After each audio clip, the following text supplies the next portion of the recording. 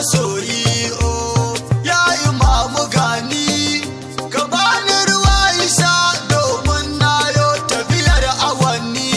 sai na ji dukan bayani kafin zan biya yar karatu bari ma ka gani in zauna in yi sauka kuma in yi satu hasken haidara ne ya cika mani kirji na wadatu da sansana shaku wallahi maulana madadin halittu hanyar alice kadai hanya ta ko halaka ake yi don haka ni dai ku kyale ni ko da ma karya nake yi bana da abin riko duniya da kiyama sai masoyi duk mai sona ya so ni dan shi dangi magana nake yi da hausa nake bayani karkazata na canza yare magana ta ali nake haidara mai yantar dabare ya baka ka gode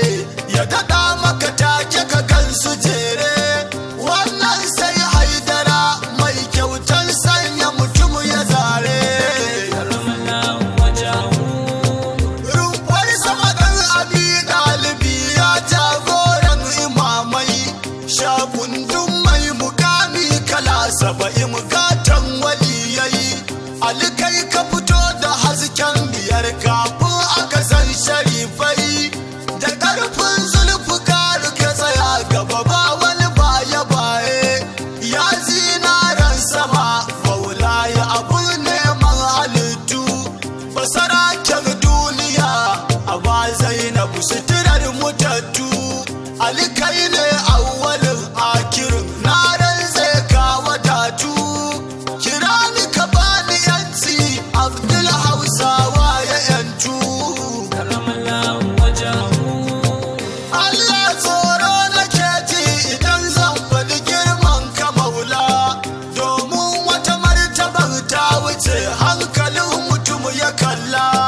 na ji kalaman da suka caza ruhi na wallahi Allah daga tataccen masoyi uwai sulkarni zan yi shela ya ce wallahi Ali ne ake ba aikin masu bauta ya ce wallahi Ali ne yake da isar da ake faɗinta ya ce wallahi Ali ne na farko wanda ake nufinta ya ce wallahi Ali ne wadatar wadatuwan halitta ya ce wallahi Ali ne gaibun da rabu ke rufe ta ya ce wallahi Ali ne ya ɗau nauyin bayi dukanta ya ce wallahi Ali ne yake da karamar ɗauke cuta ya ce wallahi Ali ne kaɗai ke yi wa Allahu kyauta ya ce wallahi Ali ne ya san Allah ƙarshen sa